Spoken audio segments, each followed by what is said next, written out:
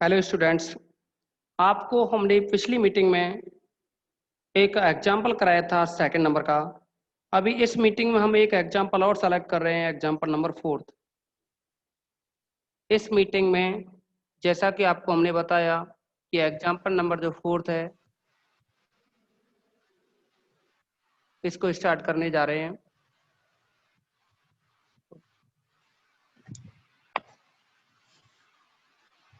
Example number fourth में कहा है विभाग समूह जी वाई एन ज्ञात कीजिए, जहां जी इज इक्वल टू दे रखा है आपको 1 - 1 आयोटा माइनस आयोटा, ऑपरेशन है मल्टीप्लिकेशन के लिए, और जो एन है दूसरा सेट वो है दे रखा है 1 - 1 और ऑपरेशन है डॉट। ये दे रखे हैं हमारे लिए। तो हमसे कहा है जी बाई एन ज्ञात कीजिए। जी बाई एन जो सेट है वो है आपको निकालना है। जी बाई एन जो होगा उसमें एन ए टाइप के एलिमेंट होंगे, for all A belongs to capital G. N N का ये ए है वो जी का एलिमेंट होता है। अब आप देखोगे इसमें कि जैसे ही हम यहाँ जी बाई एन निकालेंगे तो जी के हर एक एलिमेंट के लिए एन से प्रोडक्ट कराना है, तो आप समझेंगे। फॉर ऑल जी का एलिमेंट अगर हम 1 लें, 1 belongs to capital G, comma n1 is equal to, इसका मतलब हुआ कि n के जो एलिमेंट हैं इसमें 1 से मल्टीप्लाई करना है, तो ये बनेगा 1 × 1, कॉमा -1 × 1, जो कि आपका 1 - 1 ही आया, 1 - 1। अभी ऐसे ही 1 के बाद -1 बिलोंग्स टू अगर जी लिया जाए तो n-1 ये बन जाएगा। फिर अपने पास -1 लिया है ना जी का एलिमेंट, तो ये बनेगा 1 × में -1, कॉमा -1 × में -1, तो यह आ जाएगा -1 और ये प्लस का 1, जिसको हम 1 - 1 ही कह सकते हैं। सेट के जो एलिमेंट हैं उनको आगे पीछे लिखा जा सकता है। अब यह n-1 है वह n1 के ही इक्वल आया। ऐसे ही हम n आयोटा और आयोटा n की बात करें तो ये बनेगा n आयोटा और n की बात करें, देखो ये n1 निकाला था तो ये तो n के इक्वल आया 1 - 1 जो कि ये है, और इसको भी सॉल्व किया n-1 को तो ये भी n के ही इक्वल आया। अब हम बात करेंगे इसमें आयोटा लेते हुए।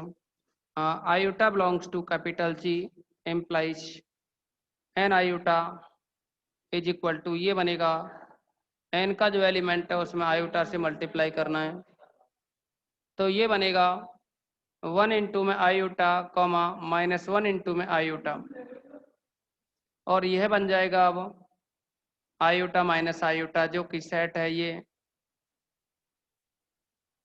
इसको आप n आयोटा लिखा है। अब आप क्या करेंगे, minus iota belongs to capital G लें तो n - iota is equal to बनेगा, यानी माइनस आयोटा का मल्टीप्लाई करना है n के एलिमेंट से, तो n के जो एलिमेंट हैं ये 1 है, इसमें माइनस आयोटा का मल्टीप्लाई करेंगे। दूसरा ये -1 है, इसमें माइनस आयोटा का मल्टीप्लाई करेंगे, तो ये बना यहाँ minus iota minus minus plus iota, यह आ जाएगा।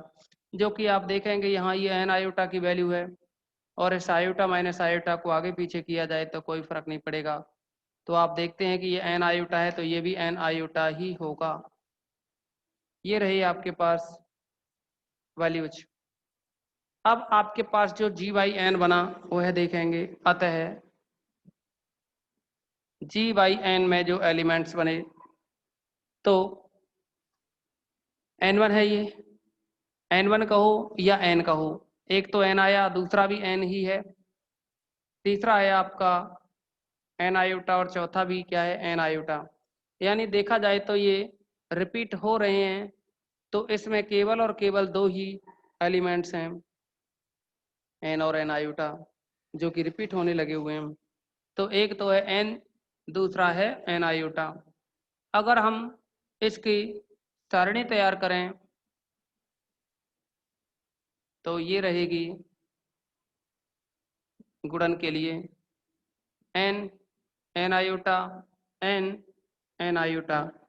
एन का एन से ऑपरेशन करें, एन का एन से ऑपरेशन का मतलब है एन को आप चाहो तो, और एन इंटू एन करें तो एन ही रहता है, क्योंकि एन का कितने भी बार प्रोडक्ट किया जाए, दो कोसेट है उनका मल्टीप्लाई किया जाए तो उतना ही आता है। एन का एन आयोटा से करोगे तो एन आयोटा आएगा, एन आयोटा का एन से करोगे तो एन आयोटा आएगा, एन आयोटा का एन आयोटा से करोगे आप, एन आयोटा का अगर एन आयोटा से करोगे तो ये एन के इक्वल आ जाएगा। किसके इक्वल बनेगा ये? एन के इक्वल। क्योंकि आप लोगों को हमने बताया एन आयोटा करोगे तो जैसे N A N B is equal to होता है N A B, N A B का मतलब एन आयोटा इंटू आयोटा, और एन आयोटा इंटू आयोटा जो कि -1 होगा, तो एन -1 की जो वैल्यू है आप देखेंगे यहाँ से एन -1 की जो वैल्यू है वो है एन के इक्वल आती है ना, एन -1 की वैल्यू है वो एन के इक्वल आती है, तो आप इसको लिख सकते हैं यहाँ से कि ये जो वैल्यू है एन के इक्वल है, यानी ये वाली वैल्यू क्या है? एन के इक्वल है। तो आप लोग इसे, ये सारणी रही संक्रिय सारणी जिसे कहें, और ये इसका जी वाई एन रहा, ये जी वाई एन है सभी सैकड़ों का समुच्चय। आप इसका स्क्रीनशॉट लीजिए और किसी को डाउट्स हो तो बताइए, किसी भी स्टूडेंट को कोई प्रॉब्लम हो तो बताइए। अभी हम एक एग्जाम्पल के बारे में चर्चा करेंगे जो कि बहुत ही महत्वपूर्ण एग्जाम्पल है।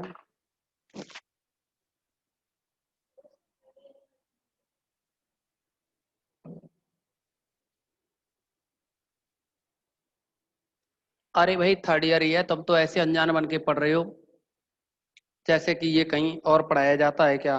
तुम्हें पता है पिछली मीटिंग ली है आप लोगों ने, किसी को कोई प्रॉब्लम तो नहीं ना?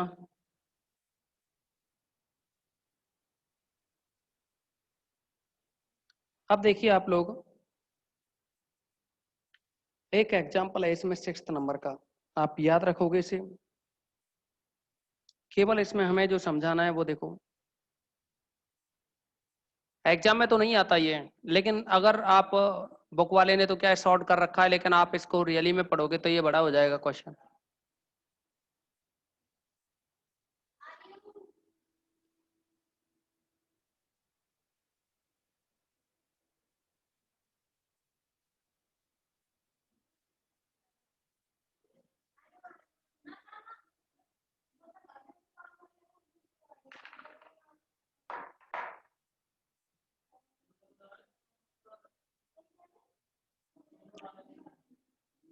एग्जाम्पल जो 6 है उसमें कहा है, मेन जो काम की बातें हैं ना, हम यहाँ इस एग्जाम्पल 6 को पेपर के लिए तैयारी के लिए नहीं पढ़ रहे हैं, हमें कुछ थ्योरम से उनमें जरूरत पड़ेगी उसे समझाने के लिए कर रहे हैं, इसीलिए आपको मेन जो बात है उनको ध्यान में रखोगे। S3 समूह असांक में सम क्रमचयों का उपसमूह A3 है। S3 समूह यानी ये जो ग्रुप है S3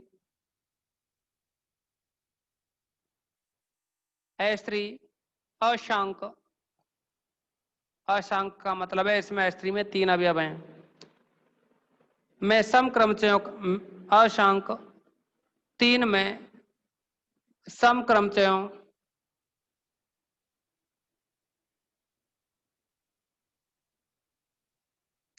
का उपग्रुप A3 है।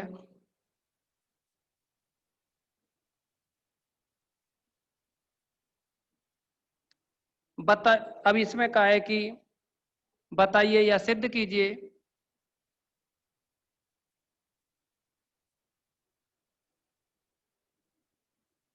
सिद्ध कीजिए कि S3 में A3 विशिष्ट उपसमूह है।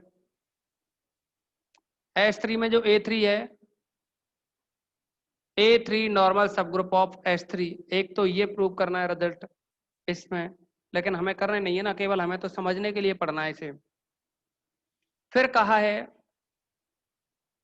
S3 upon A3, S3 upon A3 के अवयव गिनाइए व संक्रिय सारणी बताइए, के अवयव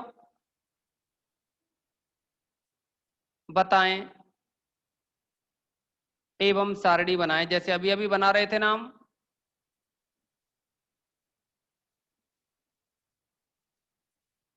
एक और बात कहिए, एक उपसमूह H ज्ञात कीजिए जो H3 में विशिष्ट उपसमूह नहीं है। आप लोग क्या है, इसमें एक और बात है, एक उपसमूह H ज्ञात कीजिए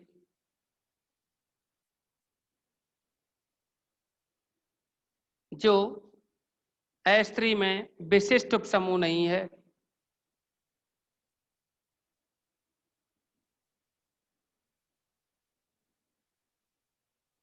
विशिष्ट उपसमूह नहीं है, जैसा कि आपसे कहा है H3 अशंक 3 में, यानी H3 में 3 एलिमेंट हैं, सम क्रमचयों का उपग्रुप A3 है। तो H3 को अगर लेकर के चलें, ये याद रखना होगा ना आपको, H3 के जितने अगर क्रमचय बनेंगे, H3 क्या है, क्रमचयों का संग्रह है। H3 में सभी क्रमचय दे रखे हैं, सॉल्व नहीं करना, केवल समझना है आपको।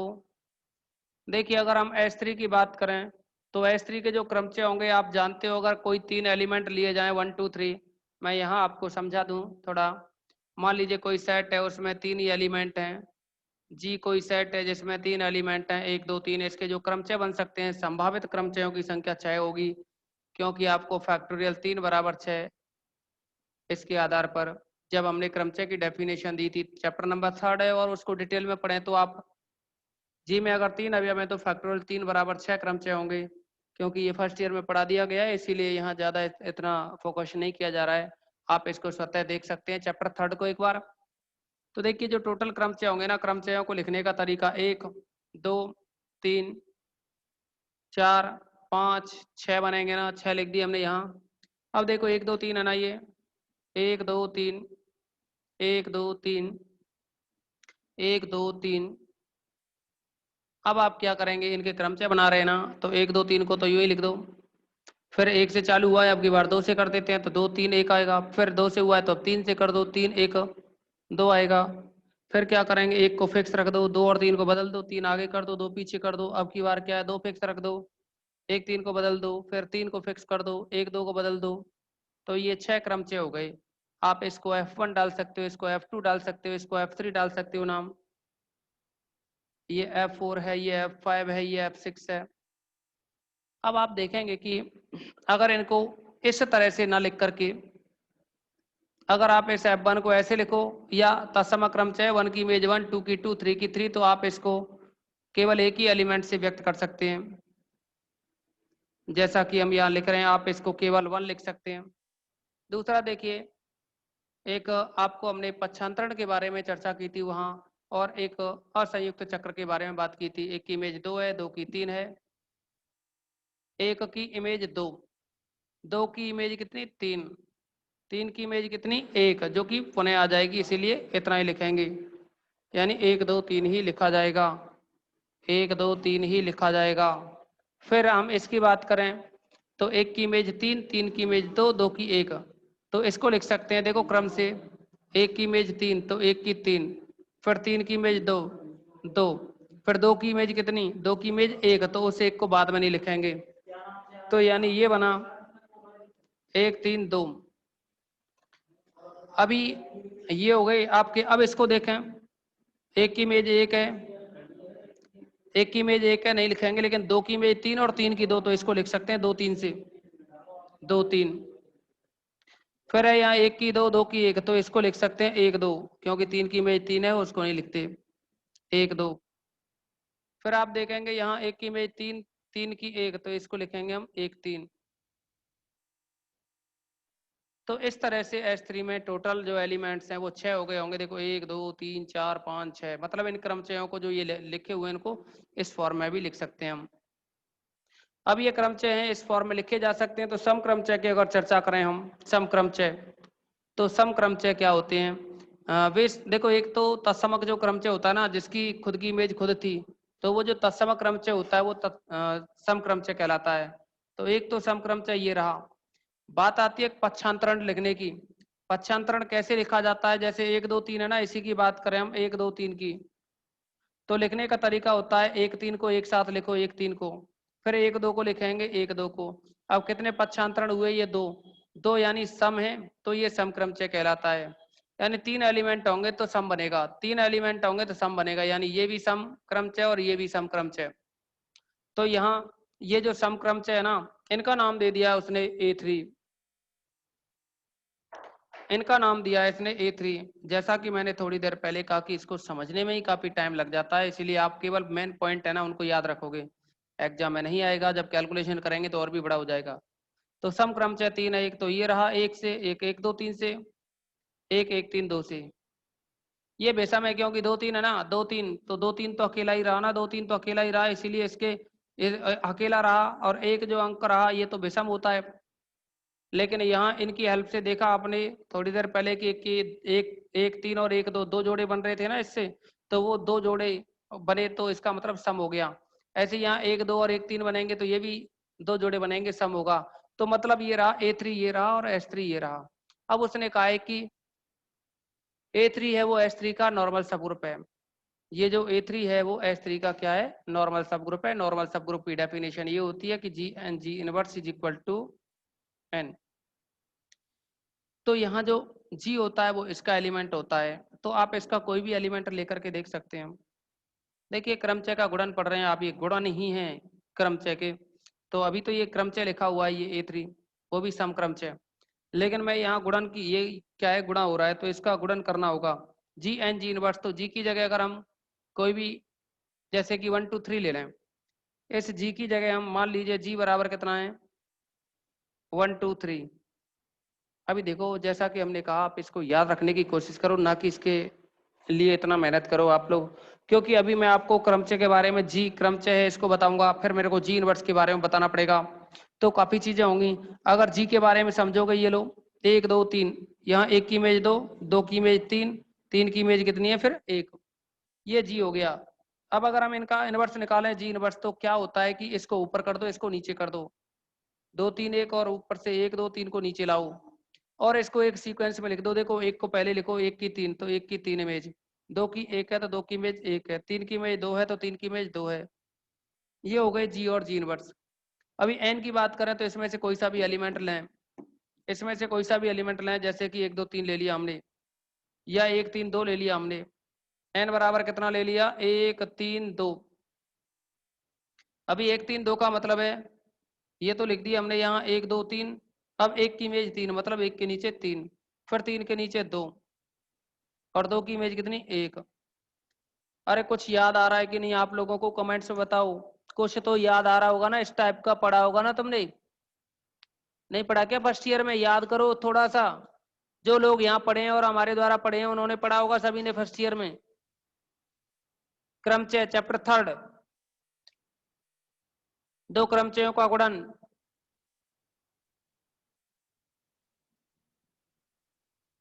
अच्छा अब देखें इसमें आगे,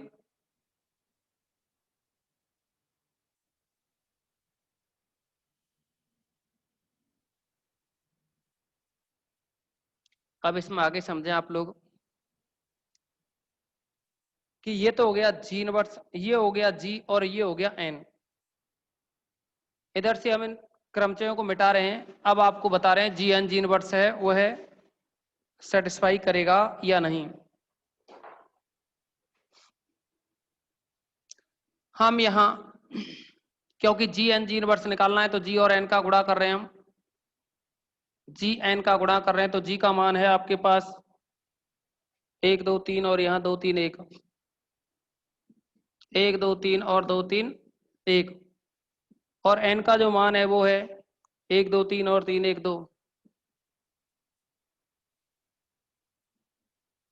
अब गुणा करने का तरीका आपको याद होना चाहिए कि गुणा करने के लिए क्या बताया आपको, कि ये जो 1 2 3 है ना, दोनों बॉक्स हैं ये, जैसे 1 2 3 है यहाँ लिख दिया, 3 1 2 है यहाँ लिख दिया। अब इस 3 1 2 को यहाँ लिखते हैं 3 1 2 को, और अब ऊपर चेक करते हैं 3 की इमेज कितनी है 1, तो यहाँ लिख देंगे 1, 1 की इमेज कितनी है ऊपर 2, तो यहाँ लिख देंगे 2 की इमेज कितनी है ये 3। तो आप क्या करेंगे इसमें, कि यहाँ से तो ऊपर वाली पंक्ति डिलीट कर दो, यहाँ से नीचे वाली, तो क्या लिख दिया जाता है 1 2 3 और 1 2 3, यानी ये बन गया जी एन। अभी हमें जी एन जी इनवर्स निकालना है ना, तो जी एन जी इनवर्स का मान, तो जी एन का मान तो ये हो गया, और जी इनवर्स का मान और लिखना है, यानी 1 2 3 और 1 2 3। जी इनवर्स का जो मान है वो है 1 2 3 और 3 1 2, 1 2 3 और 3 1 2 गुणा करना है हमें। तो गुणा करने के लिए हमने आपको बताया कि बाद वाले स्टेप को तो यूं ही लिखो 1 2 3 और ये 3 1 2, फिर 3 1 2 को यहाँ लिख दो ऊपर। फिर देखेंगे आप यहाँ कि 3 के नीचे क्या लिखना है, यहाँ देखेंगे कि 3 के नीचे वही लिखा जाएगा जैसे कि यहाँ आपने देखा कि लास्ट वाले को तो यूं ही लिख दिया। अब 3 के नीचे जो लिखना है ना, उसे यहाँ से देखेंगे 3 के नीचे 3 ही लिखना होगा। फिर देखें 2 1 के नीचे क्या लिखना है, तो 1 के नीचे यहाँ 1 है तो 1 ही लिखेंगे। 2 के नीचे क्या लिखना है, 2 के नीचे 2 है तो 2 ही लिखेंगे। अब इस आधार पर आप लोग चाहो तो 3 1 2 है यहाँ, तो जैसा कि हमने बताया यहाँ से ऐसे डिलीट कर देते हैं, यहाँ से ऐसे डिलीट कर देते हैं, ऊपर रहा 1 2 3 और ये रहा 3 1 2, तो यानी 1 2 3 और 3 1 2, क्या यह 1 2 3 और 3 1 2 क्या यह इस A3 में है? आप इसको लिख सकते हो इस फॉर्म में 1 2 3 है ना, तो 1 की इमेज 3, 1 की इमेज 3 और 3 की इमेज 2 और फिर 2 की इमेज 1, तो मतलब 1 3 2 बना। आप देखेंगे कि ये 1 3 2 है ना, यहाँ A3 में है ना, इस A3 में बिलोंग कर रहा है ना A3 में, तो यानी G N G inverse belong कर रहा है A3 में, तो हम ये कह देंगे यहाँ की जो A3 है वह नॉर्मल सब ग्रुप ऑफ S3 होगा, यानी A3 नॉर्मल सब ग्रुप ऑफ S3 होगा, ये कह सकते हैं इस आधार पर हम। लेकिन आपको ऐसा कुछ नहीं करना है, हम जो यहाँ काम की बात कर रहे हैं केवल वो ये है कि जो A3 है वो S3 का नॉर्मल सब ग्रुप होता है, थोड़ी देर पहले ही समझा दिया। और इसमें जो अवयव बनते हैं उनकी बात करें, देखिए इसमें 4 अवयव आते हैं। S3 अपॉन A3 निकालोगे ना, उसमें 4 अवयव बनेंगे। मुख्य तो 2 होते हैं, S3 अपॉन A3 में 2 अवयव होते हैं, यानी S3 अपॉन A3 निकालोगे तो इसमें 2 अवयव आएंगे, और वो 2 अवयव रहेंगे, एक तो रहता है A3 और एक रहता है A3 1 2, ये 2 अवयव रहते हैं। और 2 अवयव रहते हैं तो ये क्या है, यहाँ जब टेबल तैयार करते हैं तो ये क्रमनिर्णय होती है। किस तरह की होती है ये क्रमनिर्णय? तो आप लोग क्या इसका स्क्रीनशॉट लो, इसमें 2 एलिमेंट्स रहते हैं और ये क्या क्रमनिर्णय नियम का पालन करते हैं, लेकिन S3 है ना वो क्रमनिर्णय नहीं होता है। आप इसका स्क्रीनशॉट लीजिए, स्क्रीनशॉट लें इसका,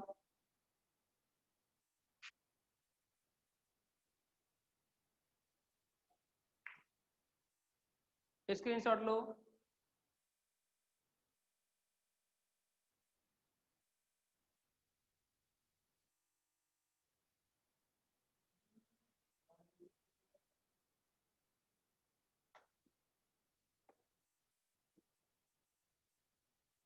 देखिए